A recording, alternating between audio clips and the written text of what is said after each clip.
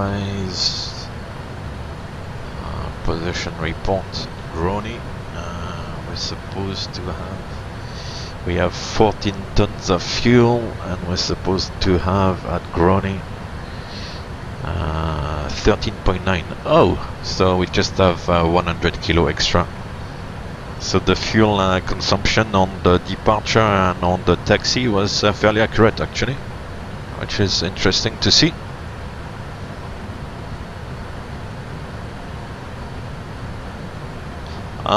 Normally, the way the bill, the way the checklist works is that you tend to do the steps first and then check that the steps are complete by doing the checklist.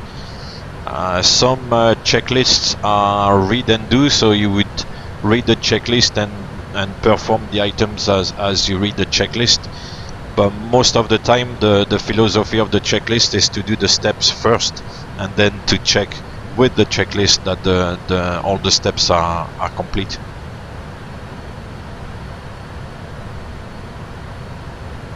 And it was pretty much the same as well on the 737 as well. You know, you were doing the flows, you were doing the setup, things like that, and then you were doing the checklist.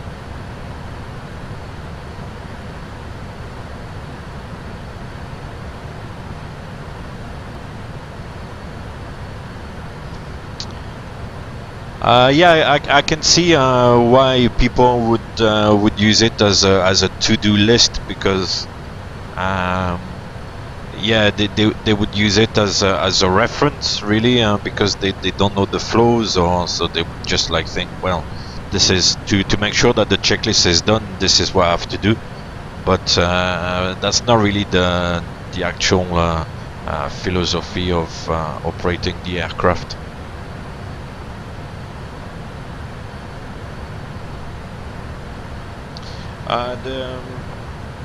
The flight planning in itself, battlefield project, is done by flight dispatch, by the company dispatchers. So everything is done by them. We don't really do the flight plans and all that stuff. We just get to the briefing center, and the paperwork is handed over to us. And a little bit like I did at the beginning of the stream, we go through the paperwork, make sure there's nothing really out of the ordinary, have a quick look, and then off we go. I believe it's done, obviously, all these flight plans a bit like PFPX. PFPX actually is quite good software, and I believe it's quite close to the software they use in real life to plan the flights. I think most of the time it's fairly automatized. So once they put the the main entry data, the system gives flight plan fairly quickly. But they've got to, if it's a long flight and it goes over like oceans or something, obviously they need to check ETOPS, the weather and stuff. So it can be time consuming, but otherwise for normal flights, like where there's nothing too peculiar about it, then they just punch in the figures, and the software gives them a flight plan fairly quickly. Sometimes what happens as well is that they just use like some sort of auto dispatch feature of the flight planning software. So I think I'm not really sure how it works, but from what I understand, the flight planning software is aware of, it's got a list of flights, and it's just gonna churn out a flight plan without even like the dispatcher putting anything into it. The software gathers all the main figures, like obviously the planned loads, and the software will obviously know the the flight number, the departure airport, the destination airport, the alternates, and the software will work out something on its own. So sometimes they even do that.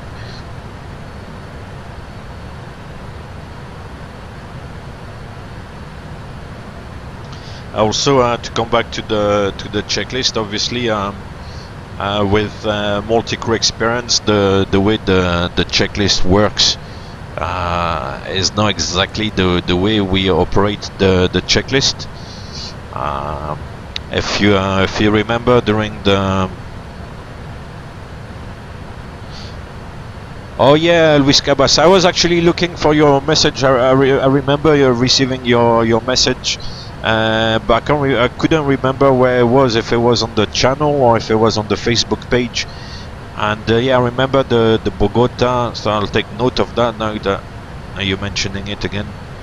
So it's KBO VOR Charlie 31, right? Okay.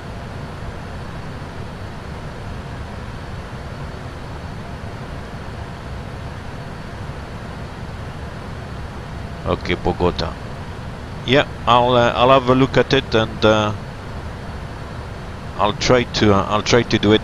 As I said, I mean, I remember like receiving your message, but I couldn't locate the message anymore. I don't know if it was on the Facebook page, on the channel, or somewhere. I knew there was a message, but I couldn't find it anymore. Yeah, so to come back to the checklist work, if you remember during the climb out, we call for the after takeoff checklist and multi-crew experience. Read, the items: landing gear up, flaps up, after takeoff checklist complete. That's why he said the way we would do it in the rear aircraft is that same thing. Once the flaps are up, the pilot flying would call for the checklist, and the checklist would already be opened, because when we retract the last stages of flaps, we press the checklist button here to open the checklist, and all we do, we don't read the items, because the items, as you can see there, they are ticked and they are already all green. So what you would do is just say, when you're asked to do the after takeoff checklist, all you would say is after takeoff checklist complete, because the checklist here, as you can see, is done.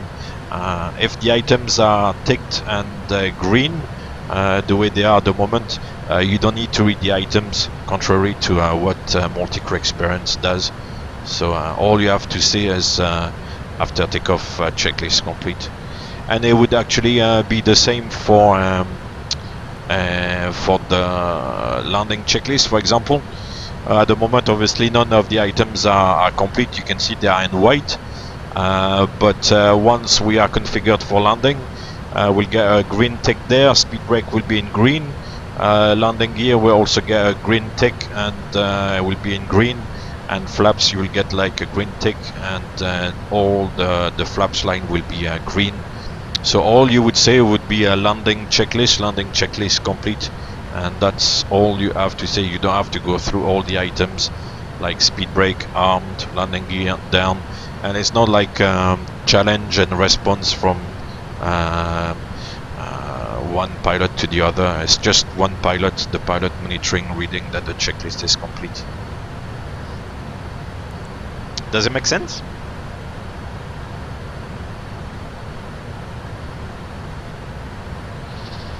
Top of descent in 38 minutes already. I'm not flying fast today. Normally on the simulator here I like to fly relatively fast, but today we're flying a cost index 10, which is fairly low.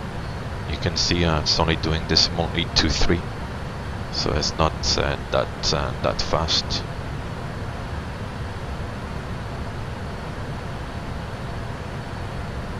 Lovely weather to fly today. So yeah, like I explained, I'll try to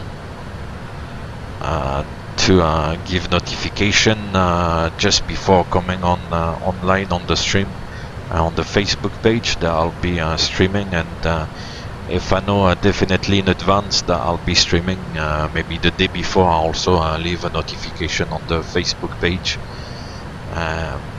Obviously, if I leave a notification on the Facebook page and then you don't see me the following day, as something happened, either the computer is not working that day, or there's been a last-minute change in my personal circumstances, and I can't do the stream. But otherwise, I'll be around. Something as well. Sometimes as well, like things can happen and take me away from doing the stream. So it's not like a 100% guarantee I'll be here, but yeah, I'll try to give notification on the Facebook page that I'll be streaming the following day, and then I'll put notification as well as I get on.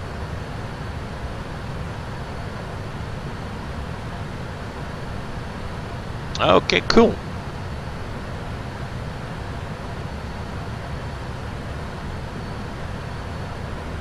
Yeah, we're not very far now from Arlanda, showing 1204Z, and yeah, by the time we put the arrival in, it's gonna be maybe a couple extra minutes, maybe 1206 or something. So not bad. I'll be on time today.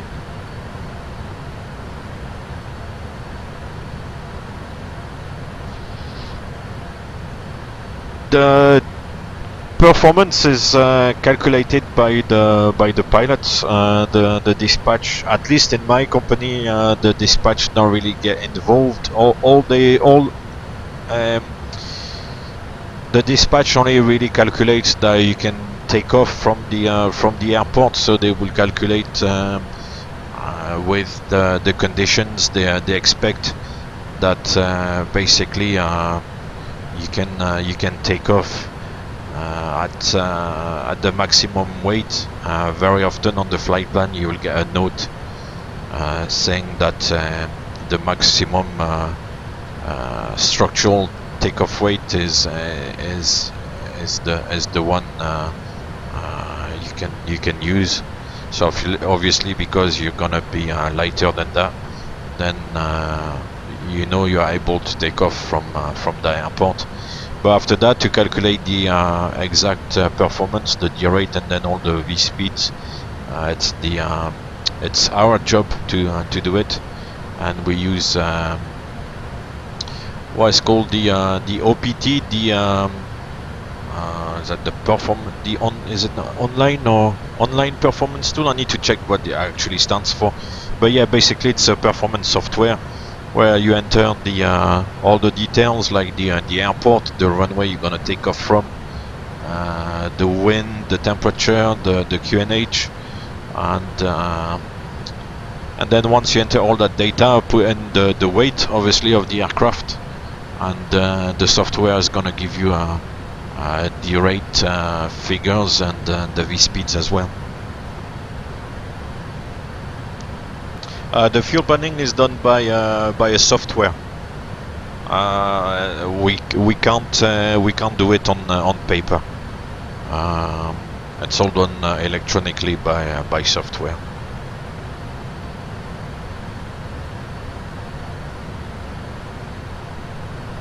And the performance as well is done by the pilots using a software as well. We don't really.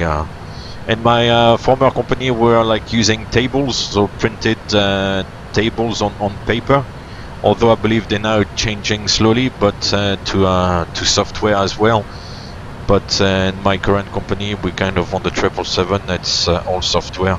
And as I said, for the fuel planning is done by dispatch, and obviously, as I said, it's done electronically as well. But paper is becoming something of the past.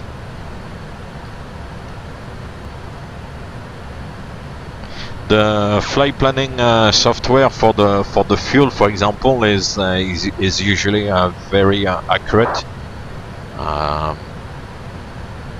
When you're in the cruise and you check your fuel consumption, Very often, you know, the fuel consumption is very stable on the flight plan, and yeah, you save a little bit of fuel maybe because, you know, the aircraft is maybe a touch lighter than what was calculated on the flight plan or something, but otherwise usually, you know, the winds which are forecast in the flight plan once you're up in the air are usually very accurate. There can be a few changes, but usually it's quite close, and then the fuel, the way the fuel decreases is exactly the same in the aircraft and on the flight plan, so it's usually fairly good.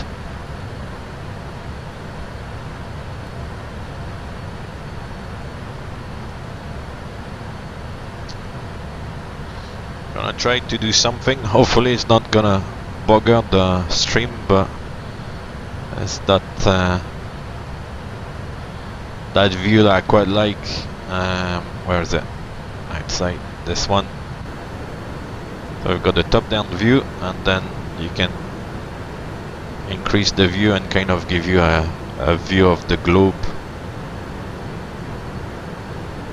So we are right over Denmark at the moment. Here we've got the UK here, Ireland, yeah, Ireland, Scotland, England, the Netherlands we left here. We're kind of flying up that way and then going towards Stockholm up here. That's quite a cool view, I quite like it.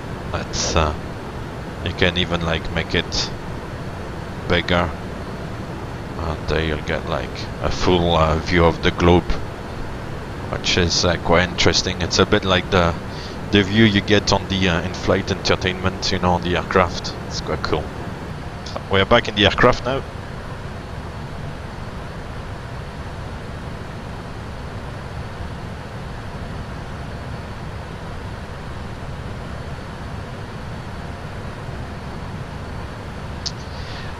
Yeah, we put the higher temperature as like the actual assumed temperature method to reduce the thrust, and as you say, you kind of like cheat the computer by and the engines, I guess, by telling them that the temperature outside is 40 or 50 degrees when it's only, I don't know, 20 degrees or whatever the actual temperature is, and that kind of brings the thrust reduction a little bit more.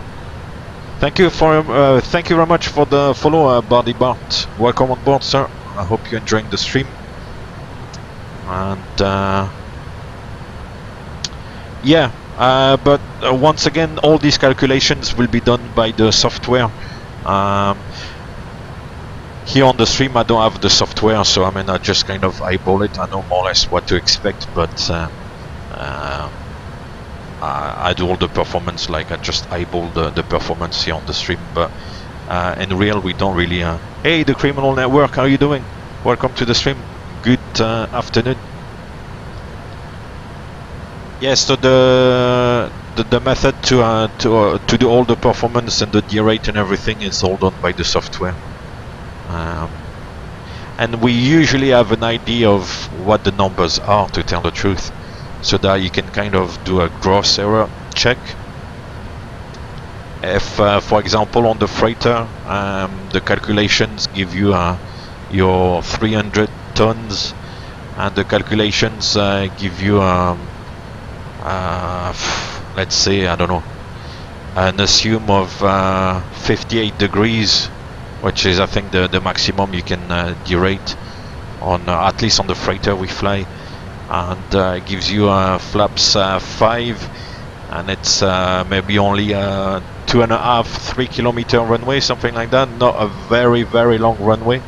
Then you know something is wrong, because it doesn't really tie up. On a 2.5 kilometer runway, for example, you would kind of, at 300 tons, you would expect hardly any derate or very small derate, and at least flaps 15. So we have in mind, you know, a kind of ballpark figure as to what the performance numbers are.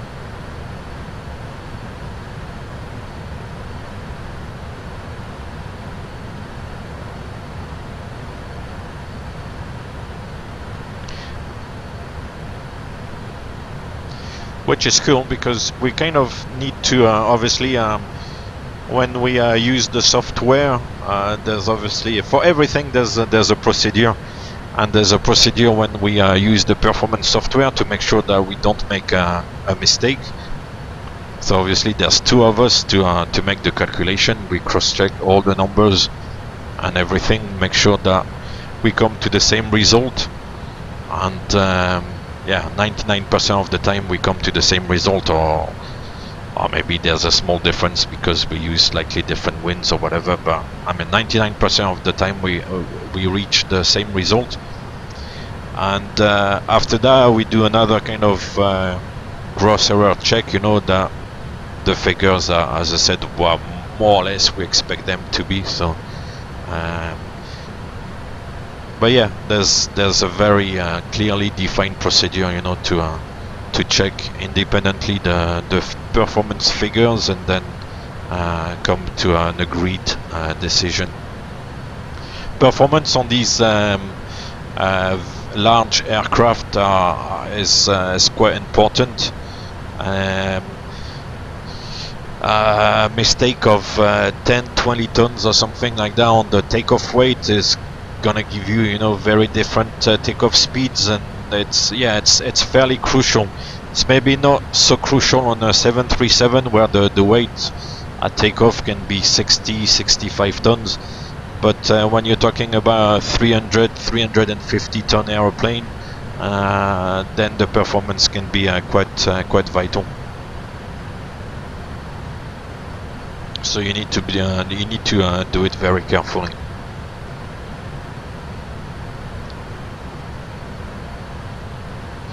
Oh, the number of flights per week, criminal work, that varies. Depends on the nature of flying you do. But yeah, can be 2 flights, you know, go somewhere and come back, or it can be 4 flights if it's like a kind of multi-flight trip. Or if you do shorter flights as well, it depends. Or sometimes you can do no flight at all during a week, which would be nice if you're on leave or something like that, or obviously, or if you have like a series of extended days off, which is also a possibility.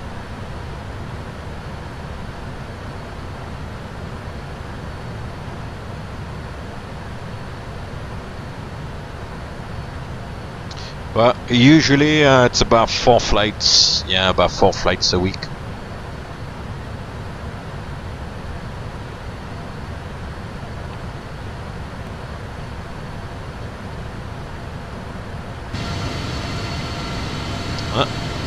So it's funny in the simulation there. That's supposed to be the front galley. We've got the L1 door. There's obviously no gap there in the rear aircraft. On the freighter we do have, oops, too much.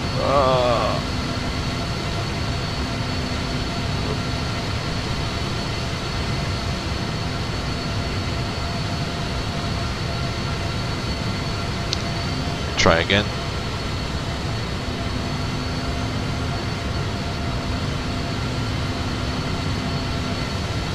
Yeah, on the freighter we have like a supernumerary area there. So we've got behind, there's actually no, at least on our aircraft, and I believe it's the same for other companies. We don't have a door for the cockpit because all the people in the aircraft are like working for the company, and there's no issues, there's no security issues there. So we do have like this, like a few seats and the front part of the aircraft, just behind the galley, where like we can have like a load master or something sitting there for the flight, and so it's a little bit like the simulation here. And we do have yeah, the galley there at the front where you can make yourself a bit of food. There's an oven. There's obviously all these trolleys there where they store the food and all these good things, the food, drinks, non-alcohol drinks, of course. It goes without saying. Yeah, so we do have that, and you kind of make your own food. There's obviously no cabin crew to prepare or serve you food, so you do it all yourself. Yeah, that's the way it's kind of organized. So the galley area there, the supernumerary seats here, and then you've got the kind of wall there separating the aircraft, or the galley supernumerary area to the main deck here. And then you've got all the main deck, the main cargo deck, with all the containers and all the cargo behind. So there is a main deck, and you've got the lower deck as well. I'll call Sweden. He's given us a call. Loads of cases of vodka, yeah. I wish. No, seriously, I mean, but Sweden is on, yeah, getting close to Sweden actually. 1184, okay. 118, oh, sorry about the big changes. 1184.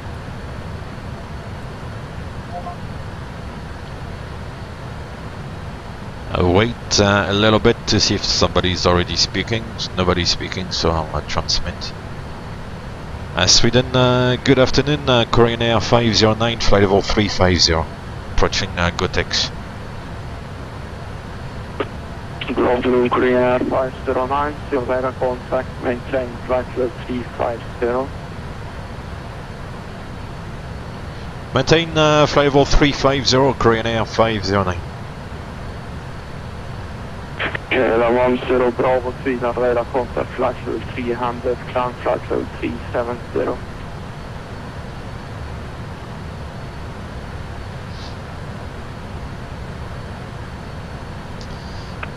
KLM 0 Bravo, confirm climbing flight 370. So to Luis Cabas, to answer your question about auto brake, same thing, it depends on the aircraft weight and on the length of the runway available.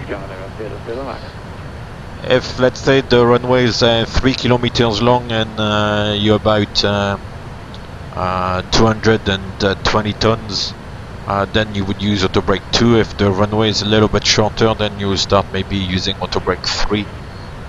So yeah, for the use of the auto brake, it's mainly a function of the aircraft weight and the runway length. So once again, with the auto brake, and the way we use it is that we try to once again, we've got software to it's the same software than the takeoff calculations. We do the calculation for the landing distance, and we use the auto brake to try to give us an exit.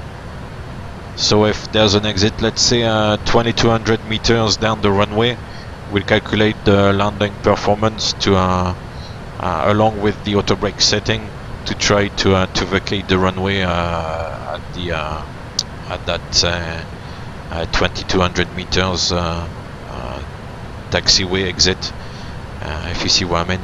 So that's we use it also like tactically to kind of choose an exit so that we don't spend too much time on the runway. Above all, when you go to very busy places, they want you to vacate the runway as quickly as possible. So the auto brake setting kind of helps like choosing the exit you want to use. Obviously, you wouldn't use the high auto brake settings like max auto, because it's gonna give you a very rapid deceleration, and the brakes are going to work very hard. But otherwise, if it's a matter of maybe auto brake 1, 2, 3, then you can kind of calculate, the setting to make a particular exit. correct code should be Bravo 77 Lima. I believe on the no Airbus, such thing as above all on the Bravo 380, 77 I'm not so sure about I've others. changed it for you already. They've So got I've what they changed call to Bravo 77 brake Lima. to vacate, BTV. So from the way I understand it works, they just input on the computer. Basically, they choose the exit they want to use, and no problem, just the auto brake works and applies the necessary amount of braking to make that particular exit, which is very neat. I guess it's a really neat thing to have. But we don't have that on the 777.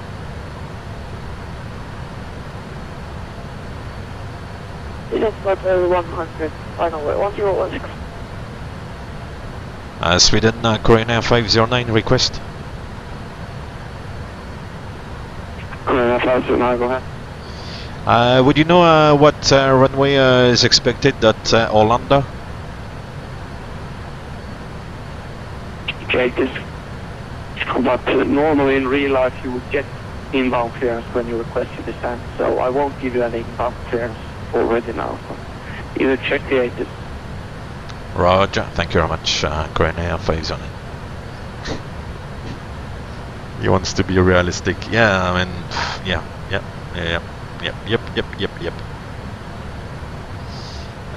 The ATIS, where's the ATIS? So the ATIS approach 19 left, departing 19 right, yeah, which is the way it's used in real map. Okay. Okay, well, fair enough, we'll go for 19 left then. I'll start having a look. And yeah, what I'll do is I'll put the arrival. LS 19 left. I was LTOC 6 Papa, we said. 6 Papa, yeah, is the kind of standard arrival. And execute. And we've got LTOC 293 X-ray. Then Balvi. 293 X-ray, yeah. Okay. Not really sure that makes sense though. Yeah, but that looks good. And then, well, let's have a look. Yeah, it's okay, criminal network, I mean.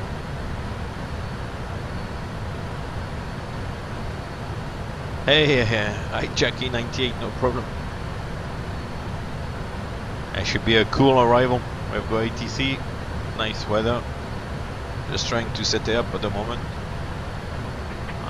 KLM 10 Bravo, report max number. So yeah, that makes sense. That looks like what's on the chart. Sorry guys, I can't display the Decimal chart. 850. 079 yeah, for 6 miles.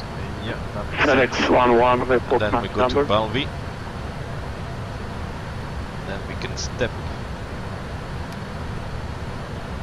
And a bit like the other day, FedEx 11, report I'll go max through number. how we can create base waypoints. 840, FedEx 11. So from Balvi, it's gonna give us probably radar vectors FedEx 11, heading this way, speed mark and then turn us base leg, and then to intercept the ILS.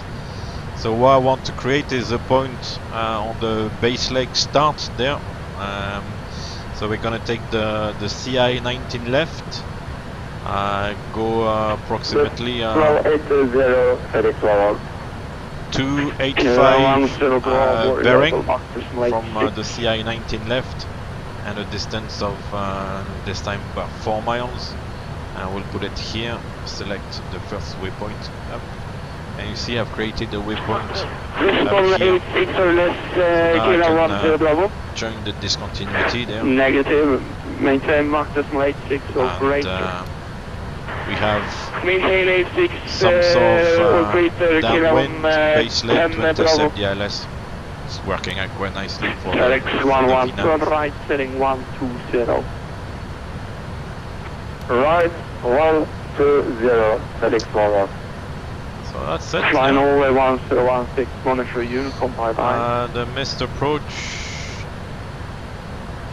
The well talk is 11,000 or by level 110. To change the forecast. Transition. Flying Norway 1016, Unicom, bye bye. By ATC it's gonna be 60. 060. Indigo 1018, Almost Flying forget Norway about 1016, bye bye. Have a good day.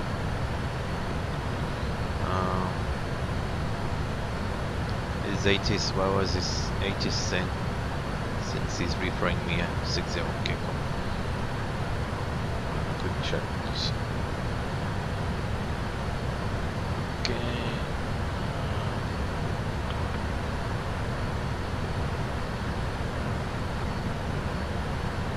Then there's no restrictions for altitudes and stuff.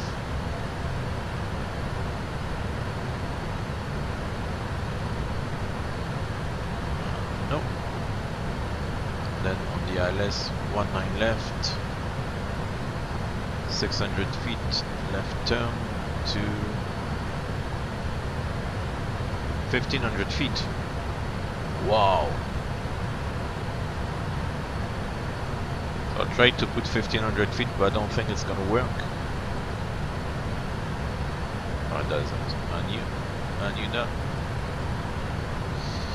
Wow, 1500 feet is a very low, very low missed approach altitude, above all on freighter aircraft. 185 degrees. FedEx 11, turn left, heading 050.